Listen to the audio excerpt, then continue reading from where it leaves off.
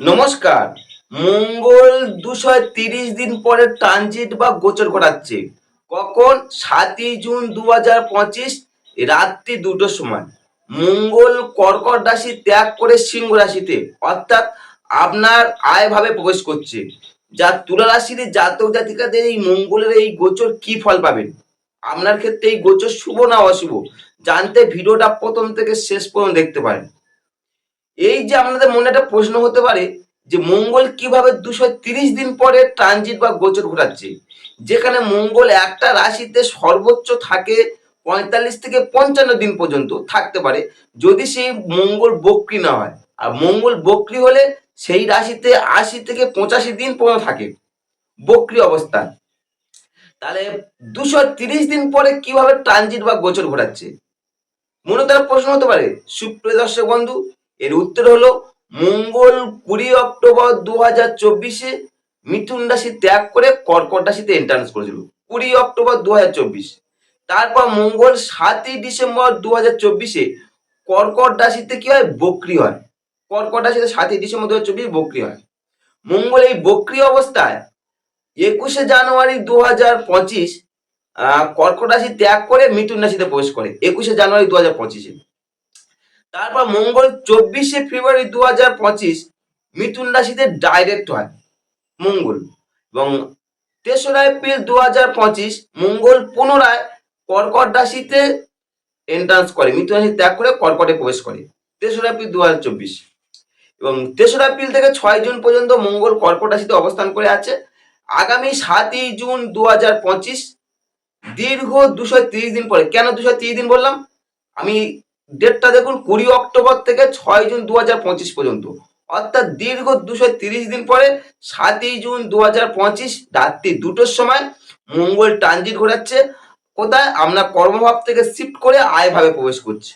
যা তুলা রাশির জাতক জাতিকারা এই যে একাদশে মঙ্গল কি ফল পাবে, তার আগে আপনার মনে একটা প্রশ্ন হতে পারে যে মঙ্গল কি কর্কট রাশিতে যেরকম 230 দিন ছিল, সিংহ রাশিতে কি এরকম বেশি দিন থাকবে, যেখানে মঙ্গল 45 থেকে 55 দিন পর্যন্ত ট্রানজিট ঘটায়? সুপ্রিয় দর্শক বন্ধু, এর উত্তর হলো মঙ্গল 7ই জুন এন্ট্রান্স করছে সিংহ রাশিতে, ঠিকই থাকবে 28 জুলাই 2025 পর্যন্ত, অর্থাৎ 52 দিন থাকবে মঙ্গল সিংহ রাশিতে 7ই জুন থেকে 28 জুলাই পর্যন্ত। তারপর মঙ্গল 29 জুলাই 2025 মঙ্গল সিংহ রাশি ত্যাগ করে কন্যা রাশিতে প্রবেশ করবে। অর্থাৎ মঙ্গল এই যে 52 দিন, যা তুলা রাশি জাতকরা কি ফল পাবে, মঙ্গলের এই গোচর ফলাফল জানার আগে মঙ্গল সম্বন্ধে 2-4টে কথা আমাদের সামনে উপস্থাপনা করি। ভিডিওটা মনে হবে অনেকটা তথ্যবহুল এবং ভিডিওটা আপনার কাছে অনেক উপযোগী বলে মনে হবে। তাই মঙ্গল সম্বন্ধে 2-4টে কথা। সূর্য চন্দ্রের পরে যদি কোনো গ্রহ আমাদের জীবনে প্রভাব রাখে, সেটা হচ্ছে মঙ্গল। সূর্য চন্দ্রের পরে রাশি চক্রে মঙ্গলের দুটো ঘরের অধিপতি, এই যে 12 রাশির মধ্যে দুটো ঘরের অধিপতি, এক হচ্ছে মেষ, দুই হচ্ছে বৃশ্চিক রাশি। মঙ্গল যে রাশিতে উচ্চস্থ হয়, অর্থাৎ এই 12টা রাশির মধ্যে একটা রাশিতে উচ্চস্থ হবে, একটা রাশি যে রাশিতে উচ্চস্থ হয় সেটা হচ্ছে মকর রাশি, অর্থাৎ মঙ্গল মকর রাশিতে উচ্চস্থ হয়, নিচস্থ হচ্ছে কর্কট রাশিতে, মূল ত্রিকোণ হচ্ছে তার নিজের স্বক্ষেত্র মেষ রাশিতে।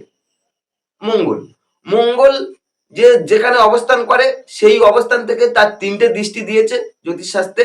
কি কি? চতুর্থ, সপ্তম, অষ্টম, অর্থাৎ চতুর্থ, সপ্তম, অষ্টম দৃষ্টি দ্বারা মঙ্গল দৃষ্টি পায়। কারণ কি? পৃথিবীর বহির্কক্ষে প্রতিটা প্ল্যানেটকে 3টে করে দৃষ্টি রয়েছে। মঙ্গল মঙ্গল হচ্ছে যে গ্রহের সঙ্গে কেমন সম্পর্ক? মঙ্গলের সঙ্গে সূর্য, চন্দ্র, বৃহস্পতি, এই যে 3টে প্ল্যানেট, সূর্য, চন্দ্র, বৃহস্পতি, এই 3টে প্ল্যানেটের সঙ্গে মঙ্গলের সম্পর্ক খুবই মিত্র। মঙ্গলের সঙ্গে আর দুটো প্ল্যানেট আছে যে শুক্র আর শনি, এদের সঙ্গে এই শুক্র শনির সঙ্গে না শত্রু না মিত্র, অর্থাৎ সমচকে দেখে মঙ্গল। মঙ্গল যে প্ল্যানেটকে সহ্য করতে পারে না, অর্থাৎ শত্রু ডুবে দেখে, সেটা হচ্ছে বুধ। অর্থাৎ মঙ্গলের সঙ্গে বুধের কম্বিনেশন শুভ না, যা মঙ্গল শত্রু ডুবে দেখে বুধকে। তাহলে মঙ্গল সম্বন্ধে ধারণা তৈরি হলো প্রপার। আশা করি অনেকটা বুঝতে পেরেছে মঙ্গল সম্বন্ধে। মঙ্গল আমাদের জীবনে কি প্রভাব রাখে? মঙ্গল মূলত আমাদের দেহের উপর যে প্রভাবটা রাখে, আমাদের দেহের উপর, এই যে আমাদের দেহের উপর যে প্রভাবটা রাখছে কি, আমাদের প্রাণ শক্তি, দেহের আবর্জনা বহিষ্কারের যন্ত্রগুলি, বিশেষ করে কি সেই যেটা আবর্জনা যন্ত্রগুলো কি কি? অন্ত, গ্রহ, মূত্রনালী, এক্সক্রেটারি গ্ল্যান্ড, পিত্তের কার্য, শরীরে মল মূত্র। এছাড়া আমাদের নির্দেশ করে দেহের রক্ত সঞ্চালনের ক্রিয়া। আমাদের যে রক্ত সঞ্চালন ক্রিয়া হচ্ছে মঙ্গল নির্দেশ করে। মঙ্গল আমাদের মনের ওপর কি প্রভাব রাখছে? মঙ্গল আমাদের মনের ওপর প্রভাব রাখছে কর্ম করবার ইচ্ছা, কর্মের প্রবৃত্তি, কর্মের প্রেরণা, সব ব্যাপারে কর্মে পরিণত করবার ঝোঁক, আত্মপ্রত্যয়, আত্মপ্রতিষ্ঠা আর নিজের ওপর শ্রেষ্ঠত্বের বিশ্বাস। এটা মঙ্গল আমাদের কোথায় প্রভাব রাখছে? মনের ওপর। দেহ মন জানতে পারলেন। মঙ্গল আমাদের ভাব জগতে কি প্রভাব রাখে? মঙ্গল আমাদের ভাব জগৎ প্রভাব রাখে তেজস্বিতা, শৌর্য, বীর্য, শক্তি, অহংকার, গর্ব, ক্রোধশীলতা, হঠকারিতা, স্বাধীনতা প্রিয়, গঠন শক্তি, বাদ বিসংবাদ, কার্যকারিতা, তীব্র বেদনা বা যন্ত্রণা। কেন এই তথ্যগুলো আলোচনা করলাম? তাহলে মঙ্গল সম্বন্ধে ডিটেলস ধারণা আশা করি আপনারা হয়ে গেছে, আপনাদের কাছে ক্লিয়ার হল। মঙ্গল 7ই জুন 2025 রাত্রি 2টোর সময় কর্কট রাশি অর্থাৎ আপনার কর্মভাব থেকে শিফট করে আপনার সিংহ রাশি অর্থাৎ আপনার আয় ভাবে প্রবেশ করছে। মঙ্গলের এই বছর কি ফল পাবেন যারা তুলা রাশির জাতক-জাতিকা? প্রথমে আলোচনা করি তুলা রাশি সাপেক্ষে মঙ্গলটাকে, তবে তো আপনি ফলটা বুঝতে পারবেন। মঙ্গল হচ্ছে আপনার দ্বিতীয় পতি, সপ্তম পতি। দ্বিতীয় পতি, সপ্তম পতি। মঙ্গল কর্কট রাশিতে, এই যে সপ্তম পতি কর্কট রাশিতে, এবার মঙ্গল তো আপনার কর্কট রাশিতে নিচস্থ, আমি পূর্বে আলোচনা করলাম, অর্থাৎ কর্কট রাশিতে নিচস্থ হওয়ার ফলে একটা প্রভাবটা একটু হলেও কম পাচ্ছিলেন। সেই আগামী 7ই জুন যখনই আপনার কর্কট রাশি ত্যাগ করে আপনার সিংহ রাশিতে অর্থাৎ আপনার একাদশে প্রবেশ করবে, আপনার ক্ষেত্রে অনেকটা শুভ ফল নিয়ে আসবে মঙ্গল। যা তুলা রাশি জাতকদের অনেকটা শুভ ফল পাবেন এই সময়। কি কি শুভ ফল পাবেন? একাদশে তথা আয় ভাবে মঙ্গল আপনি যে ফলটা পাবেন, এই সময় আপনার আশা আকাঙ্ক্ষা, আপনার যে আশা আকাঙ্ক্ষা আছে অনেকটা উচ্চ করে তুলবে। এই উচ্চ আশা আকাঙ্ক্ষা আপনাকে অনেকটা পূরণ করতেও সাহায্য করবে মঙ্গল। এছাড়া আপনার মধ্যে অতিরিক্ত উচ্চাকাঙ্ক্ষা যা তৈরি যদি হয়, অতিরিক্ত উচ্চাকাঙ্ক্ষা যদি তৈরি করে মঙ্গল, তাহলে ওই অতিরিক্ত উচ্চাকাঙ্ক্ষা আমরা বিবাদ কিংবা বিসংবাদ কিংবা নানা রকম ঝঞ্ঝাটে ফেলতে পারে। অতিরিক্ত উচ্চাকাঙ্ক্ষা। মঙ্গল হচ্ছে আপনার ধনপতি অর্থাৎ দ্বিতীয় পতি, কারণ আমরা তুলা রাশি সাপেক্ষে আমি বললাম পূর্বে আলোচনা করব মঙ্গল দ্বিতীয় পতি, দ্বিতীয় পতি হয়ে একাদশে অর্থাৎ আয় ভাবে, যা তুলা রাশি জাতকদের আর্থিক দিক থেকে বিশেষ লাভবান হতে সাহায্য করবে, আর্থিক দিক থেকে, এবং সম্পদের পরিমাণ বৃদ্ধি করাতে সাহায্য করবে মঙ্গল।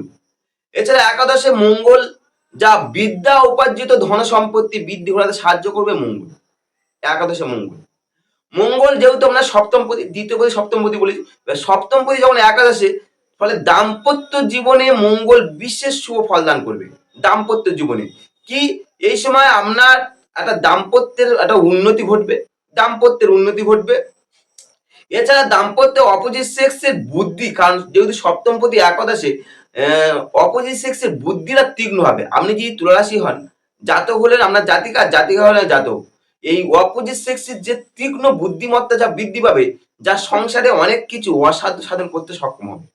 কারণ একাদশপতি সপ্তম পতি একাদশে, এবার মঙ্গল দ্বিতীয় পতি সপ্তম পতি, এবার দ্বিতীয় পতি সপ্তম পতি যখন একাদশে থাকছে, যা তুলা রাশি জাতকদের যারা ব্যবসা করছেন তাদের ক্ষেত্রে খুবই সুবিধাজনক।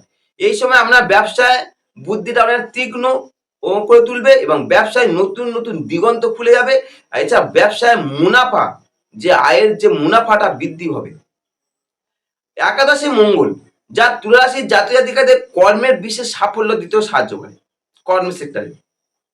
এবার মঙ্গলের 3টে দৃষ্টি, একাদশে মঙ্গল চতুর্থ দৃষ্টিতে আমরা ধনভাবকে দেখবে, আমরা সেকেন্ড হাউস। বা ধনপতি যখন ধনভাবকে দেখে, তা আর্থিক দিক দিয়ে বিশেষ শুভদায়ক। উপার্জন করা এই সময় শক্তি বৃদ্ধি করা সাহায্য করবে মঙ্গল, উপার্জন করা শক্তি। এছাড়া কি হচ্ছে, আপনার এই ধনপতি ধনভাব দেখার জন্য ব্যয় হিসাবে খরচটা কমিয়ে আয়ের উৎস ঘটাতে সাহায্য করবে। এছাড়া ধনপতি যখন ধনভাবকে দেখে বা মঙ্গলের মতো যখন ধনভাবকে দেখে, সেকেন্ড হাউসকে দেখে, আপনার কথাবার্তার মধ্যে একটা জোরালো ভাব তৈরি হবে। এই কথাবার্তা জোরালোর জন্য আমরা একটা ব্যক্তিত্বের প্রকাশ লক্ষ্য পাওয়া যাবে, ব্যক্তিত্বের প্রকাশ। একাদশে মঙ্গল সপ্তম দৃষ্টি দ্বারা আমরা পঞ্চম ভাবকে দেখবি, এবার সপ্তম পতি মঙ্গল আবার আপনার একাদশে অবস্থান করছে, আবার পঞ্চম ভাবকেও দেখছে। ফলে স্নেহপ্রীতি ও প্রেম ব্যাপারে খুবই সুবিধাজনক। এই সময় তুলা রাশির জাতকরা যারা প্রেম করছেন তাদের ক্ষেত্রে বলি, এই গোচর মঙ্গলের এই গোচর আপনার প্রেমের সাফল্য দিতে সাহায্য করবে।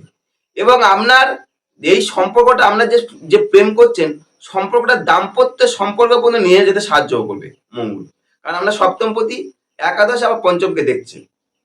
একাদশে মঙ্গল অষ্টম দৃষ্টি দ্বারা কোথা দেখছে, আপনার ষষ্ঠ ভাবকে অর্থাৎ রিপু ভাবকে দেখছে, যা স্বাস্থ্য সংজ্ঞার দিক থেকে শুভদায়ক। তবে ষষ্ঠে শনি অবস্থান করছে এবং শনি থাকার জন্য এবং মঙ্গলের দৃষ্টি থাকার জন্য মাঝে মধ্যে স্বাস্থ্যে একটু অবনতি ঘটতে পারে, এছাড়া ষষ্ঠে মঙ্গল দৃষ্টি যা আপনাকে কর্মঠ ও কর্মপ্রিয় করে তুলতে পারে।